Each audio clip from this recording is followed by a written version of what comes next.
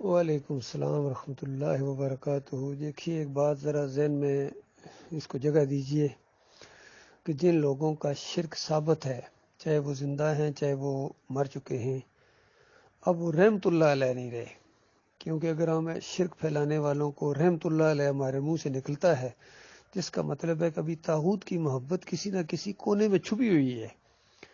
تو یہ جو ایک دل کے اندر اللہ تعالیٰ نے دو محبتیں نہیں رکھی ہیں کہ اللہ کی محبت بھی ہو اور اللہ کے کسی دشمن کی محبت بھی ہو، یہ نہیں ہو سکتا ہے۔ اللہ کی محبت جب آتی ہے تو طاغوت کی محبت نکل جاتی ہے، پھر طاغوت کی محبت اگر آتی ہے، پھر کسی کو رحمت اللہ علیہ کہنے کا دل میں جذبہ پیدا ہوتا ہے اس کے شرک کے باوجود، تو پھر وہاں اللہ کی محبت نہیں رہتی ہے۔ اس کو کہتے ہیں قرآن کی اصطلاح میں فَمَن يَكْفُرْ بِالطَّاغُوتِ وَيُؤْمِن بِاللَّهِ فَقَدِ اسْتَمْسَكَ بِالْعُرْوَةِ الْوُثْقَىٰ لَا انفصام لَهَا وَاللَّهُ سَمِيعٌ عَلِيمٌ کہ جو کوئی ان طاغوتوں کا کفر کرے، ان کا انکار کرنا ہے، یہ ٹھگ تھے راستے کے جنہوں نے ایمان کا راستہ روکا ہوا ہے، اب یہ رحمت اللہ علیہ نہیں ہے، ان کے اوپر تو اللہ کی لعنت ہے، تمام لعنت کرنے والوں کی، فرشتوں کی اور ہر ایک کی لعنت ان کے اوپر جنہوں نے اللہ کے ساتھ شریک ٹھہرائے ہیں، اور اس پر انہوں نے اپنی تفسیروں کے اندر یہ چیز لے کے آئے ہیں، دوائی لائے ہیں، زہر ملا کے لائے ہیں۔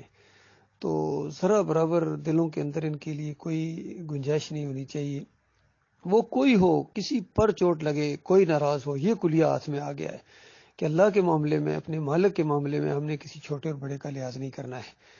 انہی اصولوں کے تحت ہم نے امیر جماعت محمد حنیف کو ہم نے انہی اصولوں کے اوپر پرکھا ہے۔ یہ ایک معیار ہے اللہ کی کتاب کا، اس کے اوپر پرکھو ہر ایک کو، چھوٹے بڑے کو، رشتہ دار کو، غیر رشتہ دار کو، عالم کو، عربی کو، اجمی کو، پھر آپ کو پتہ چلے گا کون اللہ کا ماننے والا ہے اور کون اللہ کا انکاری ہے۔ تو لہٰذا یہ بالکل ایمان خالص کی دعوت جو اٹھی ہے ڈاکٹر مسعود الدین عثمانی رحمۃ اللہ علیہ کے ذریعے، یہ بڑی ہی زبردست اللہ کی رحمت اور شفقت کی وجہ سے دعوت اٹھی ہے، اور ہمارے اوپر تو کچھ اللہ کا بہت بڑا احسان ہے کہ ہماری زبان کے اندر ہے۔ اگر یہ کسی اور زبان کے اندر ہوتی، بتائیے چائنیز میں ہوتی، جیپنیز میں ہوتی، جرمن میں ہوتی، یا کوئی اور زبان جس سے ہم واقف ہی نہ ہوتے، رشینز میں ہوتی، تو بتائیے ہمارے لیے کتنا مشکل تھا اس سے فائدہ اٹھانا۔ یہ اللہ کا بہت بڑا احسان ہوا ہے کہ نہ صرف یہ کہ ہماری اپنی زبان اردو کے اندر اٹھی ہے، بلکہ ایک ایسے آدمی عالم دین کے ذریعے جو اردو میں بھی، اردو ادب کے اندر بھی وہ بالکل یعنی کمال رکھتا تھا، اللہ کا بندہ، پھر مجاہد صفت تھا، پھر فوجی افسر تھا، نڈر آدمی تھا، مجاہد صفت تھا، اور اس نے میدان میں آ کے بازاروں میں، بسوں میں، ٹرینوں میں، مجمعوں میں، ہر جگہ توحید کی دعوت اٹھائی۔ بتائیے کوئی عالم دین، بتائیے بڑے سے بڑے علماء جتنے آگے پیچھے ہیں، کوئی یہ جرت کر سکتا ہے کہ بازار میں کھڑا ہو کے، چوک میں کھڑا ہو کے دعوت اللہ کرے کہ لوگو الہکم الہ واحد؟ آج جتنے ہیں، کیا مودودی صاحب نے زندگی میں کبھی ایک مرتبہ چوک میں کھڑے ہو کے تقریر کی تھی؟ یا ڈاکٹر ذاکر نے کبھی کی ہے؟ یا ڈاکٹر اسرار نے کبھی کی ہے؟ خادم حسین رضوی نے کبھی کی؟ طاہر القادری نے کبھی کی؟ تقی عثمانی نے کبھی کی؟ بتائیے نا، یا جتنے اہل حدیثوں کے علماء ہیں، کبھی کسی کی یہ جرت پڑی ہے کہ میدان میں آ کے یہ توحید کی دعوت دیں؟ ان کے بس کی بات نہیں ہے۔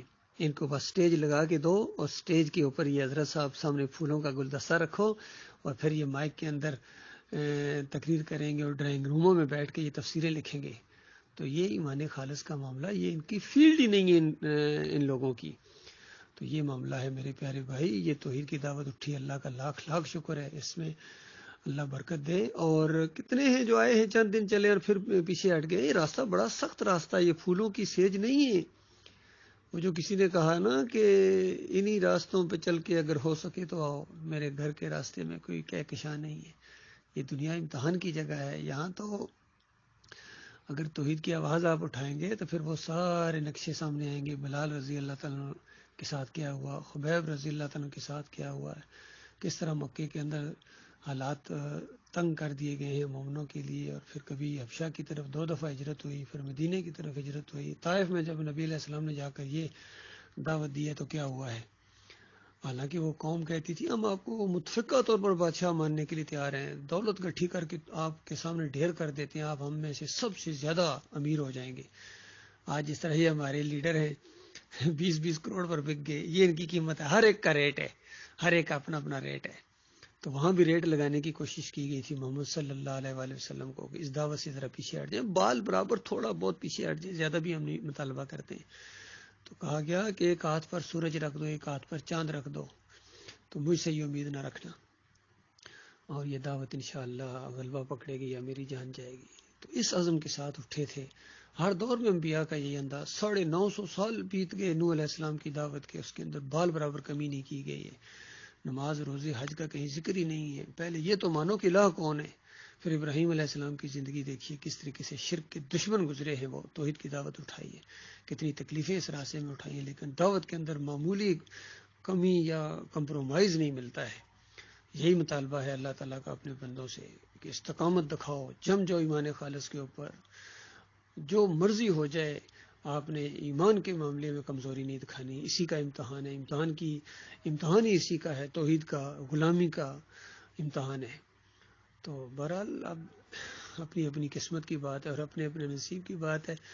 تو یہ انہوں نے بہت بڑی کمزوری دکھائی ہے، محمد حنیف نے، ان کے لوگوں نے اس میں شرک ڈال کے اس جماعت کو، اتنی بڑی جماعت، اتنی منظم جماعت، اندازہ لگائیے اتنا نظم و ضبط، کاش ایمان کے اوپر قائم رہتے۔ باقی ساری باتیں ٹھیک ہیں، یقین کیجیے باقی ساری باتیں ٹھیک تھیں، ایمان کے اندر یہ جو شرک ان کے اندر آیا 2017 کے اندر، اس سے پہلے بھی کمزوریاں آئی تھیں ان کے اندر، لیکن اس میں انہوں نے توبہ کی تھی، معافی مانگی تھی اللہ تعالیٰ سے، لوگوں کو بھی کہا تھا کہ دیکھو میری اگر اس بات کو مان لیا جاتا تو جماعت کی بنیادیں اکھڑ جاتی۔ تو اب پھر ان کی بات مان کے جماعت کی بنیادیں اکھیڑ رہے ہیں یہ لوگ، ان کے جتنے مقلدین ہیں، بہت تھوڑے لوگ بچے ہیں۔ یقین کیجیے یہ اللہ کا بڑا احسان ہوا ہے ایسے لوگوں کے اوپر، اللہ تعالیٰ ایسے مخلص لوگوں کے ساتھ شامل رکھے، اور اب جماعت دوبارہ منظم ہو کے الحمدللہ پہلے سے زیادہ مضبوطی کے ساتھ انشاءاللہ دنیا کے سامنے آئے گی، اور اسی کے ذریعے اللہ تعالیٰ رنگے جہان بدلے گا۔ یہ اچھا ہوا گند نکل گیا ہے، اگرچہ گند ذرا زیادہ تھا وہ نکل گیا ہے، بہت اچھا ہوا، یہ تو اللہ تعالیٰ نے طے کر دیا ہے۔ سورہ آل عمران پڑھے، مالک فرماتا ہے کیا تم سمجھتے ہو میں اسی طرح رہنے دوں گا، میرے خبیثوں کو علیحدہ کر کے رہوں گا۔ تو یہ سارے خبیث آج تعداد میں زیادہ ہیں، مساجد سمیت کتنے زیادہ اثاثے اور سب کچھ لے کے علیحدہ ہو گئے ہیں۔ تو اللہ تعالیٰ وسائل کا محتاج نہیں ہے، نہ ہی اللہ تعالیٰ تعداد کو دیکھتا ہے۔ اللہ تعالیٰ کے ہاں تو ایمان خالص چلتا ہے بھائی، ایمان خالص کا ترازو قائم ہوگا جب قیامت کے دن، اس وقت پتہ چلے گا کون جیتا کون ہار گیا۔